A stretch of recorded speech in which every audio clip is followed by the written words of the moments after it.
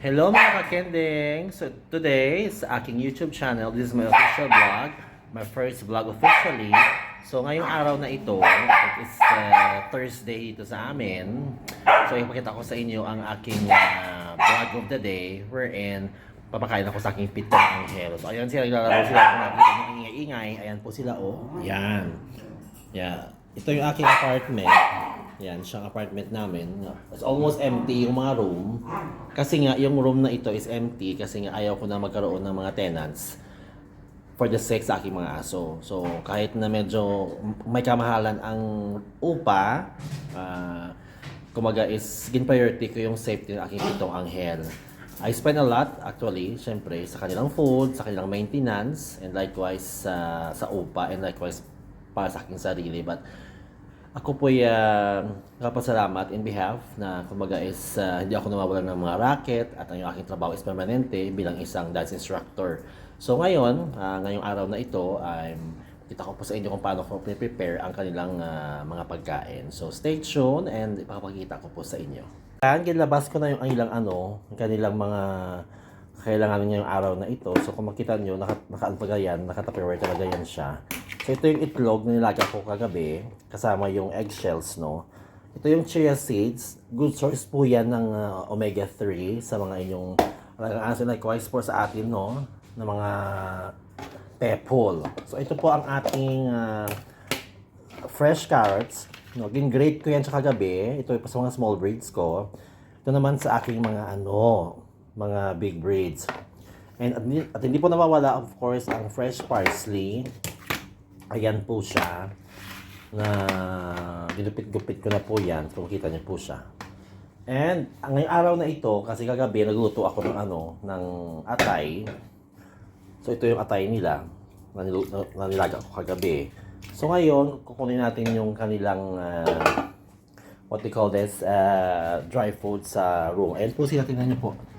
Maghintay na po yan sila. Ayun si Max. Hi Max! Ayan sila, ayan si Cooper. So pumunta ako dito sa room. Ito yung kumbaga partition rooms ito. So ito, ginawa ko na siya na parang stock room. Kasi wala namang nag-uupa. So ito yung kanilang parang playground nila ito. Yung buong hallway na yan. Pati yung room doon. So vacant po yan. So ito po ang stock room wherein I put some of my stuff sa hindi ginagamit. At ang kanilang dry food, dito ko siya nilalagay. So, ayan po siya. Ito yung vacant room kung saan gilaw ko siyang sampayan. Yung mga stock room. Andito po ang kanilang dry food. Kung makita nyo ang mga aking mga alagang pitong anghel, kung saan ako, doon din sila. Ano yan? Yung crab yan para sa kay Bella at kay Mocha. So, ito po ang kanilang dry food. So, kinukuha ko na siya. Teka, parang nakalimutan ko yata yung magsandok ng isa, saglit lang. So ito yung isa sa kanilang mga dry food. So nag-in-time yan sa ayan sila oh, paikot-ikot sila. So saglit lang, no? Kulit na sila kung makikita niyo. So sila ay maligalig na sila kasi nga lunch time na. So ito yung kanilang dry foods na dalawang klase, no? Ito yung kanilang mating dish. So i-prepare ko na yan siya. Yan. Tapos ito yung sa mga small breeds ko. Ito naman sa may mga big breeds. So dyan ko nilalagay sa kalan para ma-prepare ko na mabuti. So ang una kong nilalagay, actually, ito yung mga dry foods. So ayan siya. Ito yung dry foods ang una kong nilalagay. No? So ito siya. This is for ang dalawang brand na ito yung sa mga big breeds. Pero ito sa small breeds ko lang to. So this is animal base. Ito naman is ang fruit base, no? Ayan siya. So, now ilalagay ko na po ang kanilang mga dry food sa kanilang pagkainan. So, hang on. So, ayan na. Nilagay ko na ang kanilang mga dry foods. So, ayan po siya. So, ang next ko nilalagay, ito ang mga kakailanganin ko. Ang una ko nilalagay isang parsley, no? So, ayan po siya. Pakunti-kunti lang. Huwag pong sobra. So, ayan siya, no? Makikita nyo. Ayan. Ngayon is carbs loading ngayon. So, nagluto ako ng rice. So, nilagyan ko ng konting rice. No? White rice. Kasi kailangan nila, of course, good source of energy ang kanin. So, ayan. So, this is the parsley. Kasi dito kasi sa sa Kuwait, mura lang dito ang mga vegetables. So kaya kung makikita nyo is I really put something green sa kanila pagkain. Pagkatapos po nito, right after isang carrots. So ang carrots, so ito yung grated sa mga small breeds ko ito. Beauty out, down, down, down. So ayan siya. Kung makikita nyo, ayan. So ito rin siya, nilalagyan ko yan. No? So, kasi ang carrots is a good source of vitamin A and beta-carotene. Kahit naman siguro sa atin, di ba? So, ayan. Yan, mostly yan. Tapos ito naman yung slice. Sa mga big breeds ko ito.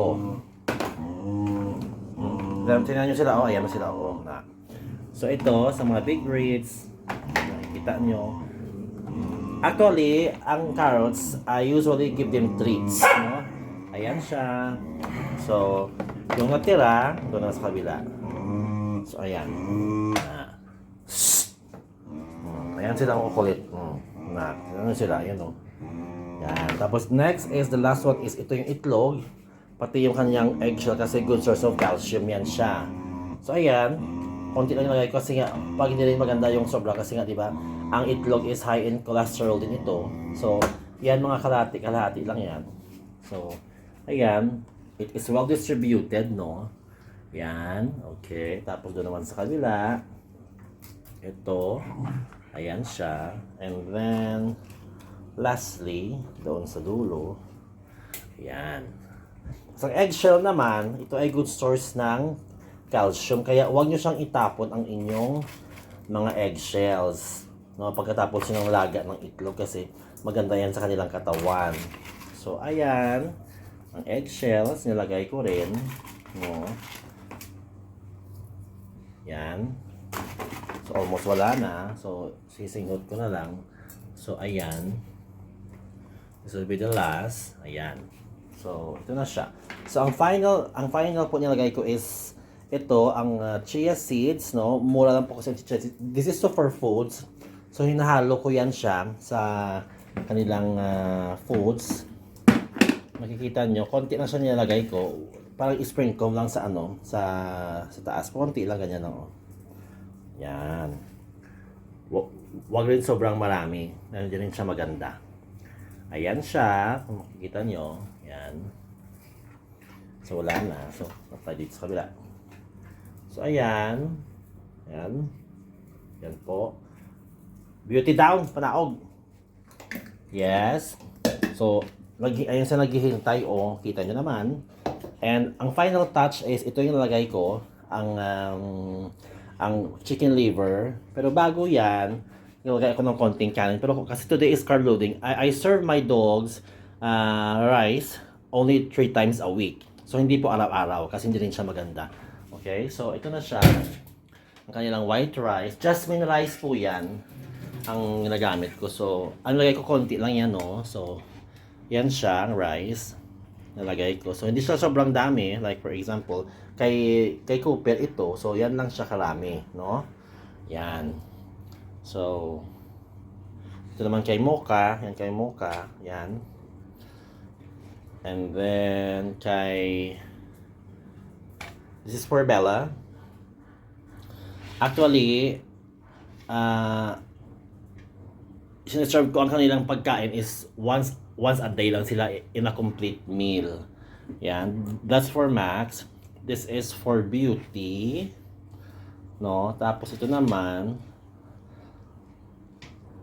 So, ayan siya. Konti lang nilagay ko actually. Ito naman kay this is for White kasi si White is needed more carbs. And then finally, ito kay Bruno. So, pito po kasi ang aking anghel. So, lagyan ng konti. So, ayan. So, sa naman takip nito. So, makita nyo, ready na siya. Almost, no? So, ang after nyan, yung sabaw nito, ihalo ko yan. Kasi, dapat is medyo basa po. Kasi, para at least, hindi rin sila mabilauka, no? Ayan siya. So, right after that, yung sabaw nito, nalagay ko siya. Yan. Tapos, ihalo ko yan sa mamaya. Right after. So, ayan. Nakikita nyo. Yan. Inahalo ko yan. So if you can see, yan siya. Yan. Ito siya. Yan. So pagkatapos po niyan, mimix ko muna siya. Yan. Ihalo ko muna ng mabuti ang lahat ng mga ingredients kanina. So ayan siya. Ito rin. So ayan. Kung nakikita nyo, ihalo nyo po ng mabuti para po is lahat ay makain nila. So ayan po siya. Ito rin po, no. Ito kay Mocha to. Beauty down, panaog. Beauty. Naog. Down, down, down. Ayan siya kung nakikita nyo. So lahat po niyan, i-mix ko po yan, i-mix ko po yan lahat, and then I will show you ang presentation no maya-maya konti. So ayan yung finished product, no, ng kanyang lunch ngayong araw na ito. So kung makikita nyo, lahat yan is hinahalo ko talaga mabuti. So, ayan. So, ready na po yan. So, tingnan nyo po sila. Maghintay na po ang aking mga pinakamamahal na mga aso. So, pasensya na kayo sa akin kusina kasi ang kusina ko ay medyo magulo ngayon kasi syempre, I'm preparing their foods. Ayan na po sila. So, ang first ko binibigay is, of course, kay Mocha. Ito yung kay Mocha. Oh, Mocha. Next is, this is for white. Bruno kami. Bruno kam. It's for Bruno. This is for Beauty. Ayan siya. And Beauty. Ano? Wait lang. Makain na po sila. So ayan na po sila. So they're enjoying their meal. So ayan. Maraming salamat po sa papanonood. Sa panonood, I mean, ng aking vlog na pinakauna, official vlog ko ngayong araw na ito dito sa aking YouTube channel, Neil Kending. So, please kung gusto niyo po ng updates, you could be able to follow me, Neil Kending, at likewise sa aking Facebook account na Neil Kending rin. Thank you!